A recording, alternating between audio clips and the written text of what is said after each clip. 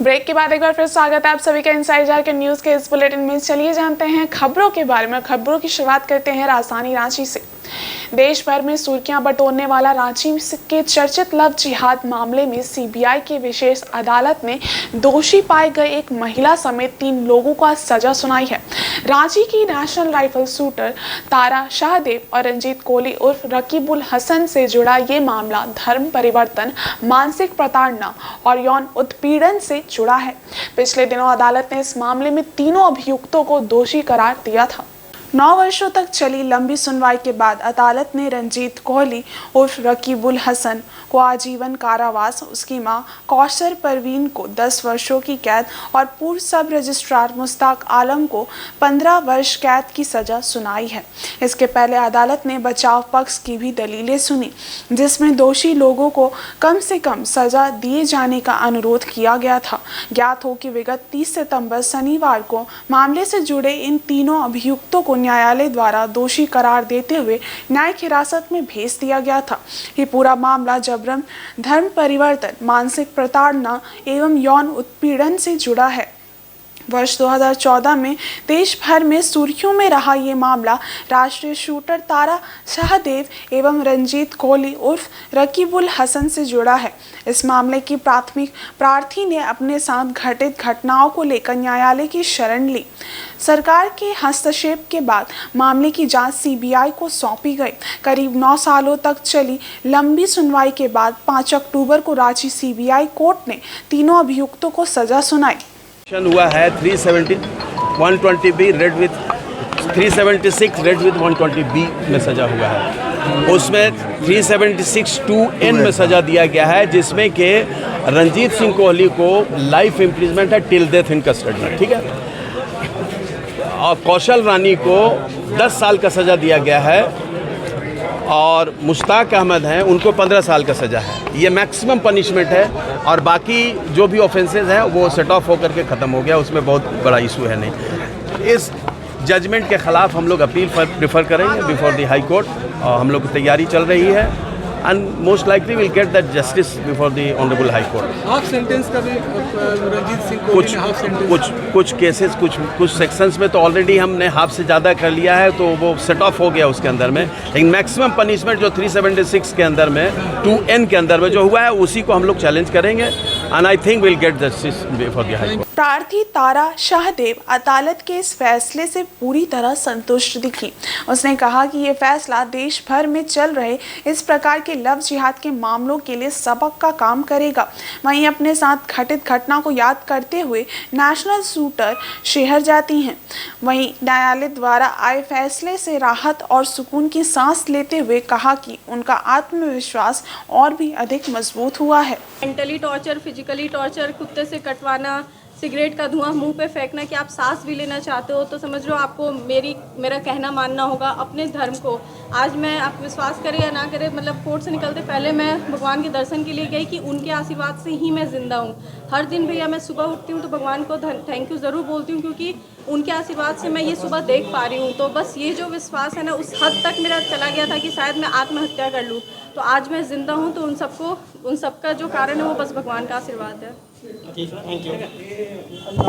लोग हैं, मेरे केस को स्टार्ट हुए 9 साल से इस दिन का इंतज़ार करते आ रही थी। न्यायालय पे पूरा यकीन था और आज एक आम इंसान का विश्वास और भी ज़्यादा बढ़ जाएगा। जो सज़ा मिली और जिस हद तक सज़ा मिली है वो सबसे बड़ा एग्जाम्पल बने देश के लिए। बस मेरा इतना ही भगवान से प्रार्थना है।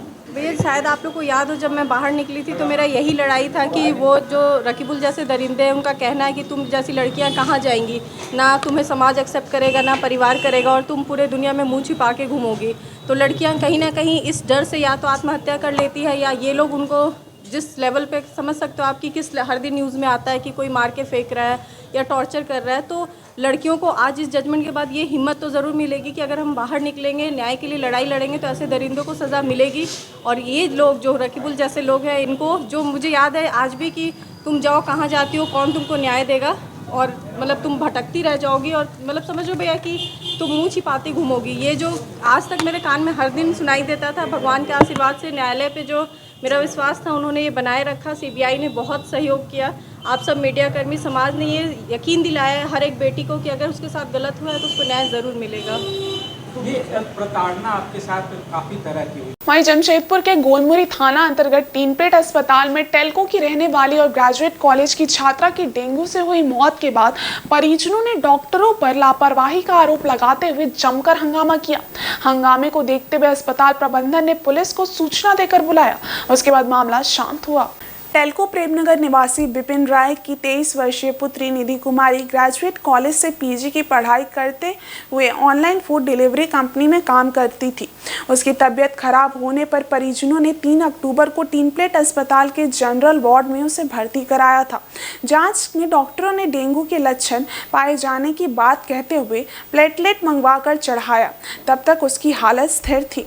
बुधवार को अचानक हालत ज़्यादा बिगड़ने पर निधि को आईसीयू में भर्ती कराया गया, जहां इलाज के दौरान उसकी मौत हो गई, जिसके बाद परिजनों ने डॉक्टरों पर लापरवाही का आरोप लगाकर जमकर हंगामा किया। परिजनों का ये भी कहना था कि आईसीयू में भर्ती करने के दौरान ही रेफर कर देने को कहा गया था, लेकिन डॉक्टरों ने पैसा कमाने के चक्कर में उनकी एक नहीं सुनी और उसकी मौत हो गई। इधर अस्पताल में हो रहे हंगामे की सूचना पर गोलमुरी पुलिस पहुंची और मामले को शांत कराया। साथ ही आश्वासन दिया कि लिखित शिकायत के आधार पर दोषियों के विरुद्ध कार्रवाई की जाएगी। नहीं संभलता तो रेफर करो, फिर रेफर नहीं किया तो मार दिया। क्या रात में नर्स जो लाके बंद करके रख सोई है, हम लोग को कोई रिपोर्ट नहीं दी। हम प्रेस लाके रात में दिए 8 पैकेट आया कि रख लिया कि बेच दिया, वो भी यही लोग जाने।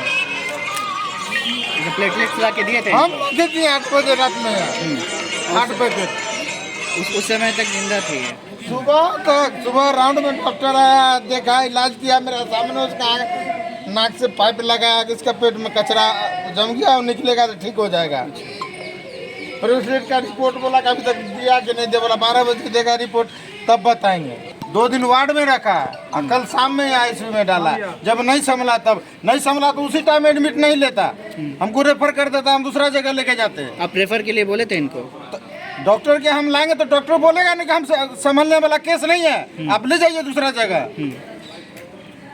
यहाँ रख लिया और रख के और 3 प्लेट के बिल बनाने के लिए आईसीयू में डाल के मार दिया है। सूचना मिला कि एक लड़की डेंगू से पीड़ित थी, वो आई है 3 तारीख को, वो डेथ कर गई है। इलाज के क्रम में ही उसकी मृत्यु हो गई। परिजन क्या आरोप लगा? परिजन आरोप लगा रहे हैं लापरवाही का, लेकिन हम लोग आए तो देखे कि थोड़ा हल्ला हंगामा हो रहा है। हम लोग उसी सुरक्षा के लिए आए हैं और कुछ नहीं। और हम लोग देख रहे हैं कि हम लोग जब आए हैं तब से परिजन हम लोग के सपोर्ट में है, साथ में है, कोई वैसा उपद्रव नहीं है। और पहले जो हुआ वो तो जांच का चीज़ है, लेकिन अभी सब ठीक है लोग। और अभी देख रहे हैं वो लोग जैसा बोलेंगे, आवेदन देंगे केस के लिए तो केस होगा, नहीं तो जैसा बात होगा। और उधर कांड्रा हाट बाजार में बिना ग्राम सभा किए पेवर्स ब्लॉक सड़क एवं जल मीनार का निर्माण होता देख कांड्रावासी भड़क गए और इसका जोरदार विरोध किया। लोगों का कहना था कि बिना ग्राम सभा की योजना पारित कर ली जाती है और सरकारी राशि की बंदरबांट होती है। इस योजना के विषय में ग्राम सचिव से जानकारी मांगी गई तो उन्होंने जानकारी होने की बात से इनकार किया। उन्होंने बताया कि 30 सितंबर को ही कांड्रा पंचायत द्वारा एक योजना पारित की गई है, जिसमें हाट बाजार में पेवर्स ब्लॉक बिछाने का कार्य किया जाएगा, लेकिन अभी तक इसका पेपर वर्क नहीं हुआ है। जब इस बारे में वहां कार्यरत मजदूरों से पूछा गया तो उन्होंने ग्राम पंचायत स्वयंसेवक देवाशीष महतो का नाम लिया। इस संबंध में समाज सेवी प्रकाश कुमार राजू का कहना है कि ये 15वीं वित्त आयोग मुखिया निधि से कार्य हो रहा है, जिसमें बिना ग्राम सभा किए योजना को पारित कर दिया जाता है और किसी स्थानीय को लाभुक समिति का अध्यक्ष एवं सचिव बना दिया जाता है।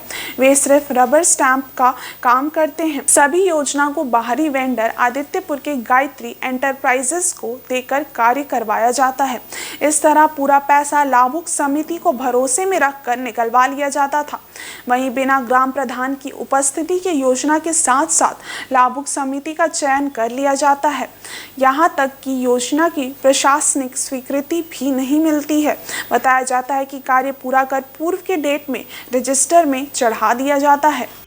15वीं वित्त आयोग जो मुखिया के निधि से होता है, इसमें हम लोगों ने देखा है कई वर्षों से काम होता है, परंतु बिना ग्राम सभा के प्रॉपर जो ग्राम सभा होना चाहिए उसको दरकिनार करके अपने मन से लोग लाभुक समिति बना देते हैं। उस हिसाब से फिर लोग काम करते हैं। सबसे बड़ी बात है कि यहाँ पर लाभुक समिति बनते हैं, कोई स्थानीय लोग बनते हैं, उसी वार्ड के लोगों को बना दिया जाता है, लेकिन वो सिर्फ एक रबर स्टाम्प रहते हैं। इसका सारा पेमेंट ये लोग उठा करके गायत्री एंटरप्राइजेस आदिपुर की एक ठेकेदार है, उसके माध्यम से सारा काम होता है, चाहे वो जल मीनार हो, चाहे वो रोड का योजना हो, कोई भी योजना होता है, सारा योजना वो लोग करते हैं। और राष्ट्रीय शैक्षिक मान्यता समिति यानी नैक की टीम गुरुवार को जमशेदपुर कोऑपरेटिव कॉलेज पहुंची। हालांकि कॉलेज के मुख्य प्रवेश द्वार पर छात्र संगठन के सदस्य धरने पर बैठे थे, इसलिए टीम को कड़ी सुरक्षा के साथ कॉलेज के पिछले गेट से प्रवेश कराया गया। बता दें कि कोल्हान छात्र संघर्ष मोर्चा सहित अन्य छात्र संगठन कोऑपरेटिव कॉलेज के प्राचार्य डॉक्टर अमर सिंह को हटाए जाने की मांग को लेकर आंदोलनरत है।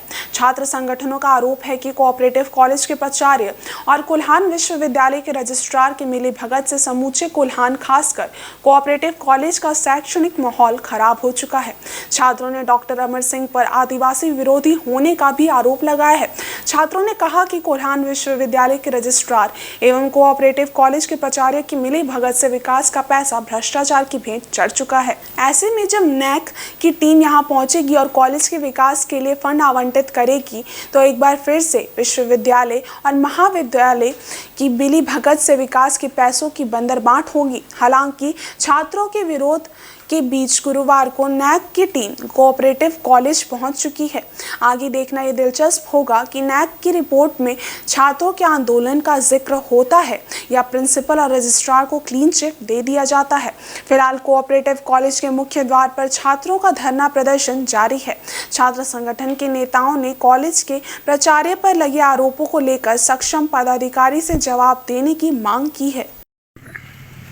आज का जो धरना प्रदर्शन है, हम लोग अनुमंडल पदाधिकारी को लिख के धरना प्रदर्शन में बैठे हैं और हम लोग मांग किए थे कि मजिस्ट्रेट और फोर्स तैनात करने के लिए, लेकिन हमें मजिस्ट्रेट और फोर्स नहीं दिया गया। आपको बता दे रहे हैं कि प्रिंसिपल पर कई गंभीर आरोप है।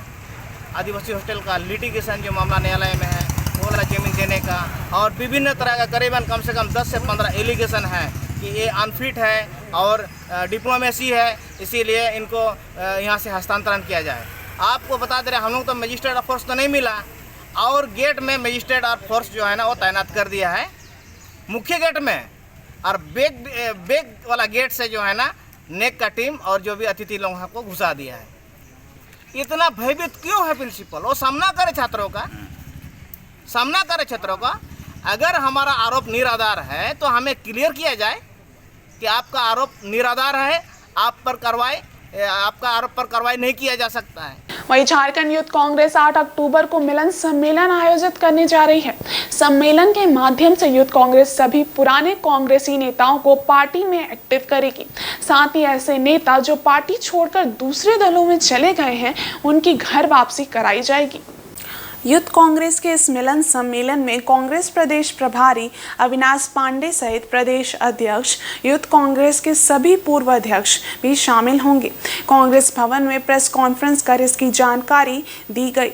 दरअसल आगामी चुनाव को ध्यान में रखते हुए कांग्रेस पार्टी संगठन को मजबूत करने में जुटी है ताकि चुनाव में पार्टी बेहतर परिणाम ला सके। यही वजह है कि कांग्रेस के सभी विंग को मजबूत किया जा रहा है। साथ ही जिला समन्वय समिति का भी गठन किया गया है। पिछले दिनों दिल्ली में कांग्रेस आला कमान के साथ सभी राज्यों के प्रदेश अध्यक्ष और विधायक दल के नेता की बैठक हुई थी। उसके बाद से पार्टी आगामी चुनाव की तैयारियों में जुट गई है।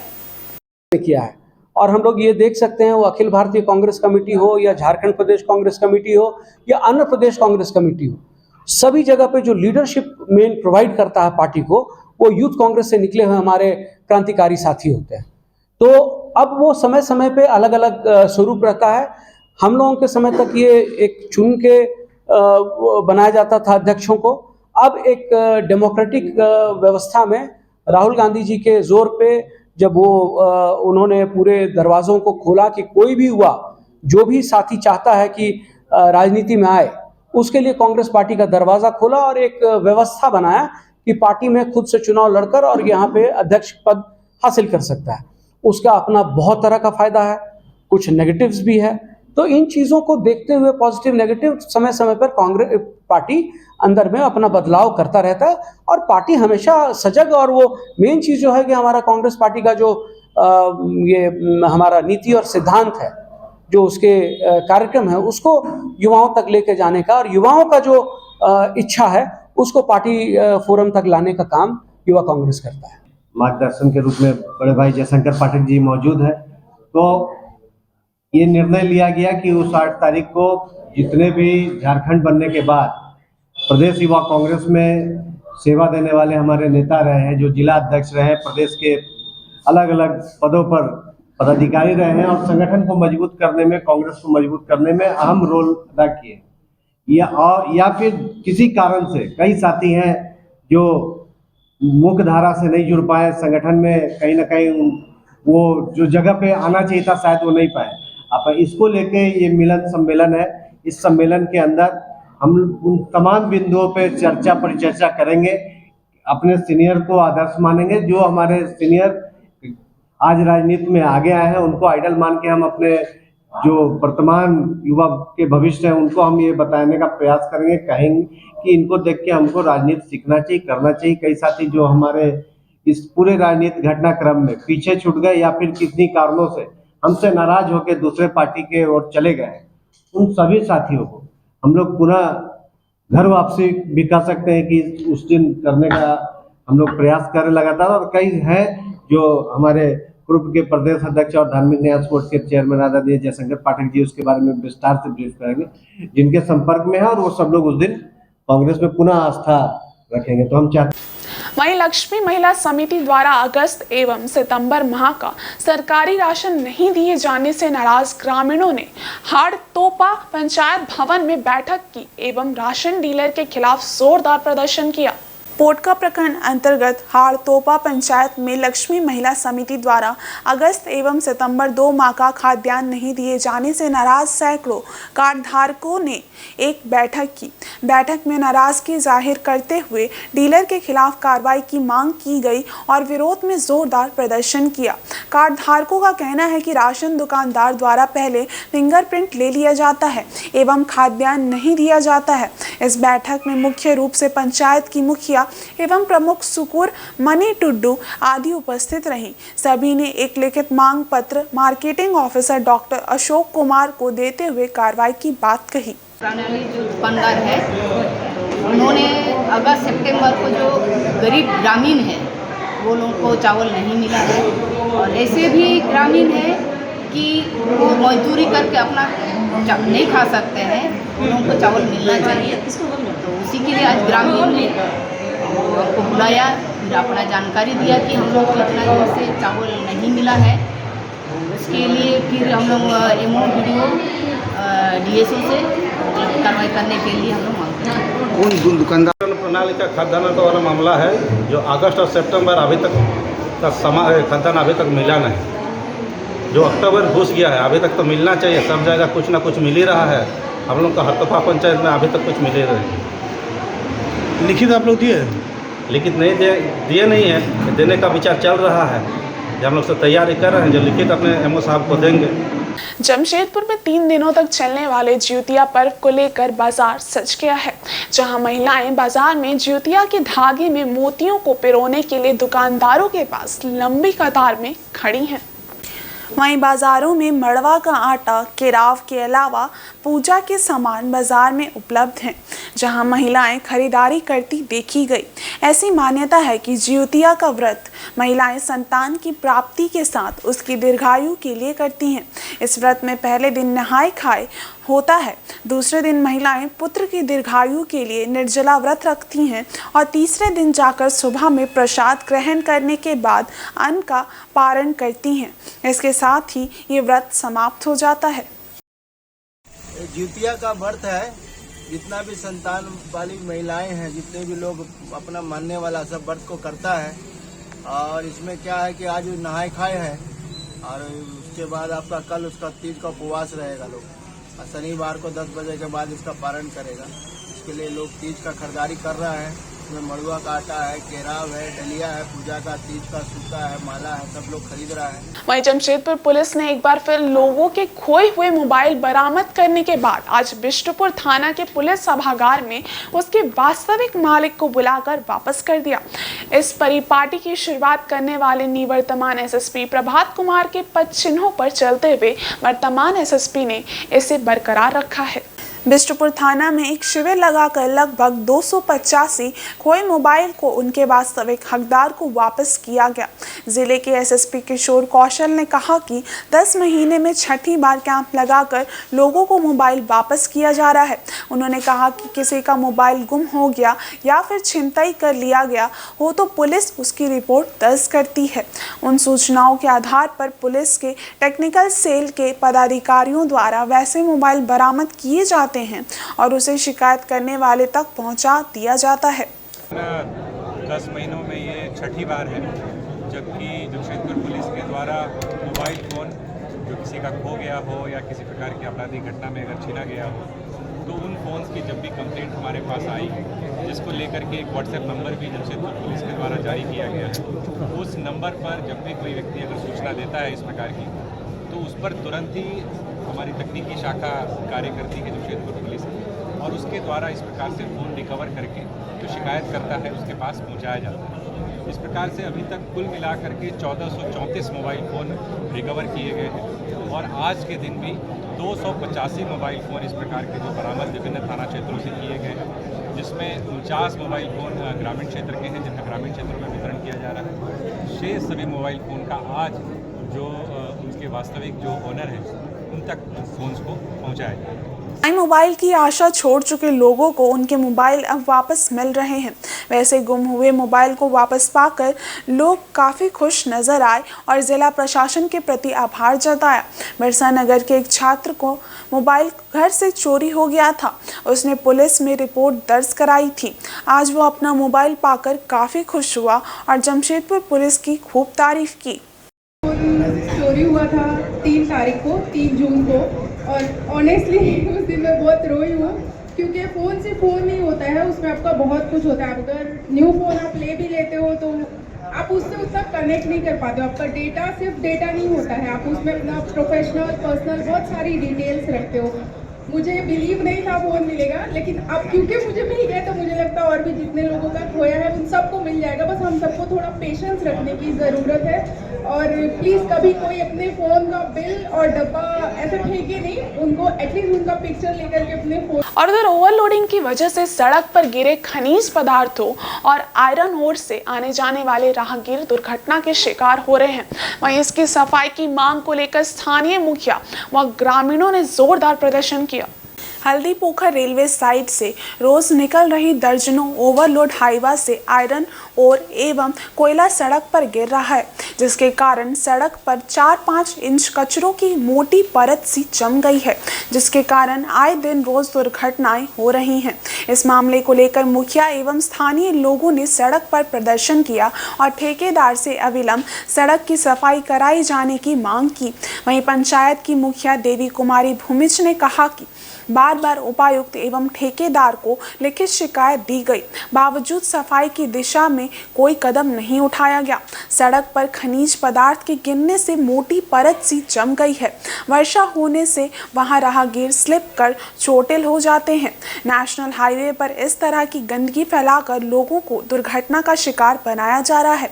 मामले की उच्च स्तरीय जांच की मांग करते हुए अविलंब सड़क सफाई की मुखिया द्वारा मांग की गई है कि जो रेलवे साइनिंग में जो लॉ आयुक्त एवं कोयला का जो काम चल रहा है भारी मात्रा में, काम से हमें कोई दिक्कत नहीं है, लेकिन NH 220 पर जो लॉ अयस्क चूर्ण एवं कोयला चूर्ण गिरकर एक मोटी परत जम गई है। और जिस तरह से अभी बारिश हो रही है लगातार, आए दिन रोज कम से कम माने दर्जनों ग्रामीण गिर रहे हैं, जो भी इधर उधर से आवागमन कर रहे हैं। बच्चों के साथ बने बच्चों से लेकर बूढ़ा बूढ़ी सभी का जान मैंने इस रोड में खतरे पर गुजर रही है। और इस चीज़ को देखते हुए मैंने ठेकेदार से, यहाँ के जो इंचार्ज है ठेकेदार है, जो हेड लेवल के ठेकेदार है, मैंने सभी से बात कर ली कि देखिए इस तरह से काम मत कीजिए, मैंने काम कीजिए लेकिन सेफ्टी का ध्यान रखते हुए काम कीजिए। लेकिन नहीं, साफ़ सफाई पर किसी भी तरह से विशेष ध्यान नहीं दे रहे हैं और ना ही मैंने साफ़ सफाई करवा रहे हैं। आए दिन दुर्घटनाएं घट रही है और ठेकेदार जो इंचार्ज है सभी चुप्पी साधी बैठी हुई है। आज इसी को देखते हुए मैं इनके पास आई और मैंने कहा कि जब तक साफ़ सफाई नहीं होगी आप लोग काम बंद रखिए। इन्होंने भी आश्वासन दिया है कि काम बंद रखते हैं, लेकिन देखते हैं कि इन लोग क्या करते हैं, क्योंकि इन लोग जो बोलते हैं वो करते नहीं हैं। और जमशेदपुर के बागबेड़ा क्षेत्र में आम जनमानस की मौलिक सुविधाएं मुहैया कराए जाने की मांग को लेकर बागबेड़ा विकास समिति जमशेदपुर के अध्यक्ष गणेश विश्वकर्मा ने जिला के उपायुक्त के माध्यम से झारखंड के मुख्यमंत्री हेमंत सोरेन को एक पत्र सौंपा है। इस मौके पर बागबेड़ा विकास समिति के अध्यक्ष गणेश विश्वकर्मा ने कहा कि जमशेदपुर शहरी क्षेत्र से महज 5 किलोमीटर की दूरी पर बसा बागबेड़ा क्षेत्र में कुल 7 पंचायत हैं। यहाँ की कुल आबादी लगभग 90,000 है। जमशेदपुर शहरी क्षेत्र से सटे होने के बावजूद यहाँ का आम जनमानस मौलिक सुविधाओं से कोसों दूर है। समिति ने इस क्षेत्र की समस्याओं के निदान को लेकर उपायुक्त के माध्यम से मुख्यमंत्री से मांग करती हैं कि बागबेड़ा क्षेत्र को कचरों के अंबार से मुक्ति दिलाई जाए। बागबेड़ा बड़ौदा घाट जाने वाली मुख्य सड़क पर 100 वर्षों पुराना पुलिया है जो बेहद ही जर्जर अवस्था में है, जिससे वाहनों का भी आना जाना होता है। अगर समय रहते इस पर ध्यान नहीं दिया गया तो कभी भी बड़ा हादसा हो सकता है।